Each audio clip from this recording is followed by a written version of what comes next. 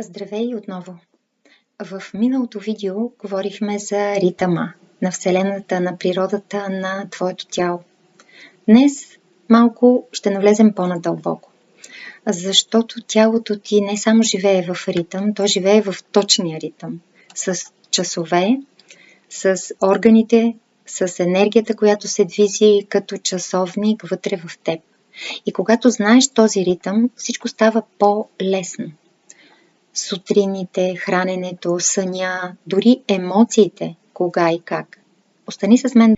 И сега ще се върнем малко назад във времето, когато науката официално потвърди това, което източната медицина знае от хиляди години.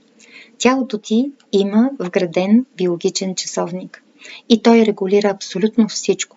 Кога се събуждаш, кога храносмилането е най-силно, кога имунната система работи най-интензивно, кога мозъка е най-ясен, най-изострен. Хормонът кортизол стига своя пик сутринта.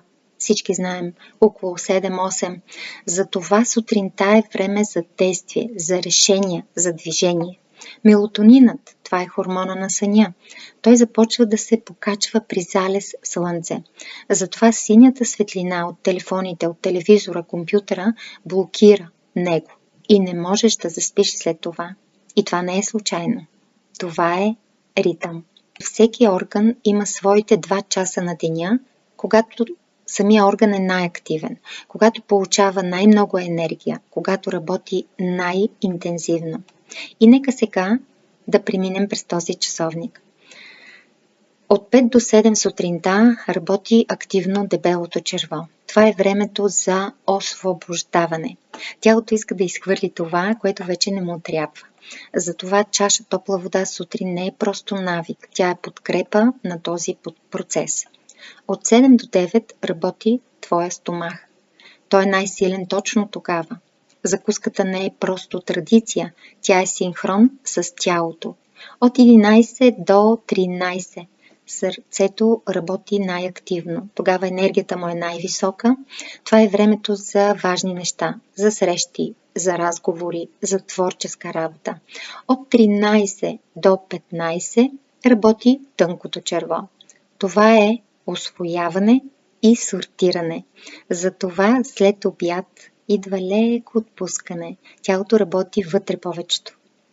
И затова не се съпротивлявай с него. Просто направи това, което иска твоето тяло. От 23 до 3 часа през нощта работи черния дроб. Твоята пречиствателна станция. Тя работи на пълна мощност. И ако си будна тогава, ти прекратяваш най-важното нещо. Почистване на своето тяло. Ако се събуждаш точно тогава, черният дроб иска да ти каже нещо важно. Може би му липсва енергия, внимание. Виждаш ли как западната наука и източната мъдрост казват едно и също? Кортизолът, например, той се изработва основно от надбъбречните жлези и следва денонощния ритъм. Нивата му са най-високо сутрин. Тогава той достига своя пик. Някъде 30-40 минути след събуждане. Обикновено между 7 и 9. Неговата задача е да осигури енергия и бодрост на тялото. Стомахът също работи тогава. И защо да не използваме това време? Имунната система е най-активна между 21 и 23 часа. В УСИН това е времето на тройния нагревател. Това не е орган, това е система, която регулира топлината, течностите и защитата на нашето тяло. Така че тялото знае. И така, не ти казвам да преобърнеш живота си. Казвам ти, че можеш да направиш няколко неща, които стъпка по стъпка да започнеш тази промяна. Тази промяна към това да откриеш своя вътрешен ритъм. Опитай се да закусваш между 7 и 9, тогава когато стомаха е най-активен и тогава когато в теб има тази енергия, тази бодрост.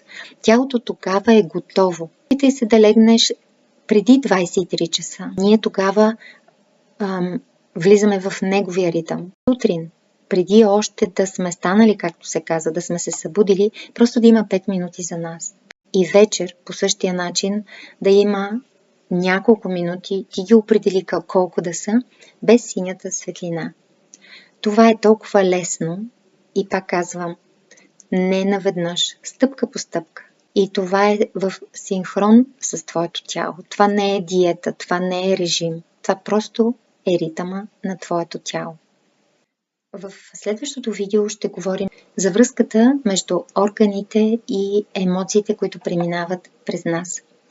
В УСИН всеки орган носи своята емоция.